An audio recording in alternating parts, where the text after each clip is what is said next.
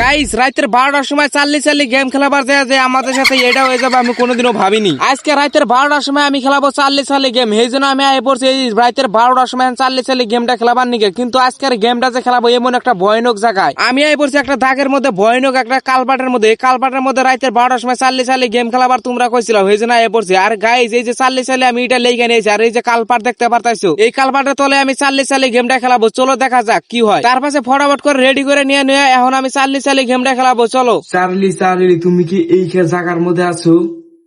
তার পাশে প্রথমবার ডাক দিলাম, তার পাশে গাইস কিছুই হলো না। এখন চলো দ্বিতীয়বার ডাক দিয়ে দেখি কিরকম হয়। আর গাইস এই সাইডের ভয়ানক জায়গা কোনা দিকে তো আমার পুরো ডর লাগতেছে। আর গাইস আমাদের পাশে কোনে কি এর একটা শব্দ হইতেছে, এটার জন্য আমার একটু ভয় ঠেকতেছে। কিন্তু তাও আমাদের এই চ্যালেঞ্জ থেকে বাইরে যাবো না, অনেক গেমটা স্টার্ট করে দিছি। সেই জন্য বেশি দেরি না করে চলো আবারও ডাহি চাল্লি গেমটা দেখি আহে না আহে। তার পাশে এইভাবে আমি অনেকক্ষণ ডাকাডাকি করা পরে কিন্তু তাও আইলো না। চার্লি তুমি কি হেনে আছো? তার পাশে তখনই দিয়ে আমাদের পাঁচ জানি কি গেলো, এটা থেকে তো পুরো আমি ডরাই গেছি গাইস। তার পাশে ভাবছিলাম এই গেমটা সাইড এনগুলো পলাই যায়, কিন্তু এই 5 জন কি গেলো এটা দেখে তো আরো পুরো ডর লাগতেছে। তার পাশে বেশি দেরি না করে আমি এটা বুঝতে পারি না এনগুনে গেলাম গা। আর গাইস আজকের চ্যানেলটা কিরকম হলো কমেন্টে বলে যাও। আর গাইস সাবস্ক্রাইব করো।